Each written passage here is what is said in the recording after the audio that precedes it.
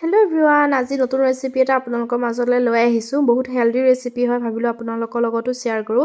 ইয়াতে পিঁয়াজ এটা মই মিহিন মিহিনকৈ কুটি লৈছোঁ, এয়া গাজৰ আৰু ইয়াতে পাতকবি লৈছোঁ বা বন্ধাকবি বুলিও কয়, আৰু বিট এটা কুটি লৈছোঁ আৰু সৰু সৰুকৈ মিহিন মিহিনকৈ জলকীয়া কুটি লৈছোঁ আৰু এইখিনি ভালদৰে গোটেইখিনি মিক্স কৰি লৈছোঁ।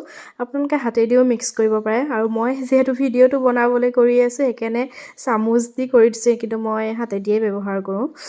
আৰু সোৱাদ অনুসৰি ইয়াতে মই নিমখ দিছোঁ আৰু জিৰা গুড়ি অকণমান দিছোঁ, দেখিছে চামুচখন কোৱান্টিটিটো, আৰু জিৰা গুড়ি অকণমান দি ভালদৰে আকৌ এইখিনি মিক্স কৰি দিছোঁ। যিহেতু হেল্ডি বুলি কৈছোঁ সেইকাৰণে মই ইয়াতে অ'টছ ব্যৱহাৰ কৰিছোঁ। আপোনালোকৰ তাত যদি অ'টছ নাথাকে আপোনালোকে বেচনো দিব পাৰে, অ'টছ স্কিপ কৰি পেলাই বেচনো আপোনালোকে ইয়াত ব্যৱহাৰ কৰিব পাৰে, নহ'লে পিঠাগুড়ি অকণমান দি পেলাইও ভালদৰে মিক্স কৰি ল'ব পাৰে। এইখিনি মই আধা ঘণ্টামান এনেদৰে থৈ দিম মেৰিনেট কৰি পেলাই, আৰু অলপ আধা ঘণ্টা হোৱাৰ পিছতে তাৰ পৰা অলপমান পানীটো যিহেতু ওলাবই, আৰু এনেদৰে আকৌ পিছত এনেদৰে ভালদৰে মিক্স কৰি ল'ম, আৰু মিক্স কৰাৰ পিছত দেখিছে ধুনীয়া ধুনীয়াকৈ লাডু নিচিনা হৈয়ে যায়।